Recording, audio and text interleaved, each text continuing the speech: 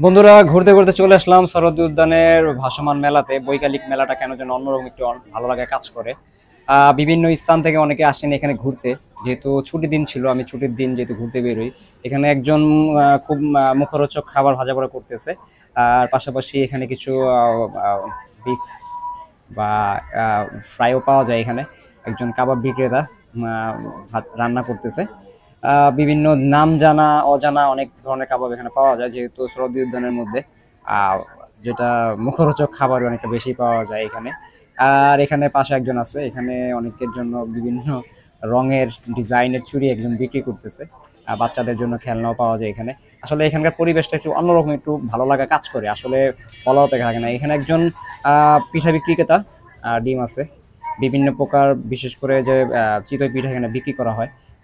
ভর্তার আইটেম অনেক বেশি। বিভিন্ন প্রায় 30 থেকে 40টা আইটেমের ভর্তা এখানে পাওয়া যায়। তো চিংড়ি, শুটকি, বিভিন্ন অনেক রকমের ভর্তা আছে। আর আশপাশে অন্যান্য দর্শনার্থী যারা আসে এখানে ঘুরতে, বিভিন্ন স্থান থেকে আসে, যারা ঢাকা এবং ঢাকার বাইরে থেকে অনেকে আসে। যেহেতু ঢাকা ইউনিভার্সিটি এলাকার মধ্যে এই জায়গাটা পড়ছে, দেখতে অন্যরকম একটি। আর এখানে কিছু ফুচকার দোকানও আছে, যারা ঘুরতে আসেন প্রিয়জনকে নিয়ে, পরিবারকে নিয়ে। অনেকে এখানে বসে এখানে ফুচকা খানো এখানে। আর এটা হচ্ছে হান্ডি চা বলে অনেকে, যেটা মাটির এক ধরনের ইসের মধ্যে খাওয়ানো হয়। তো দারুণ সত্যি, আমার এটার চাটার প্রতি অন্যরকম একটু ভালো লাগে, সবসময় কাজ করে। আমি নিজেও অনেকবার এখানে খাইছি, যদি এই পর্বে এখানে খাওয়ার মতো তেমন একটা সুযোগ আমার তেমন একটা হয়নি বন্ধুরা। আসলে অনেকে যারা আছেন এখানে, যারা ঘুরতে আসেন বিশেষ করে।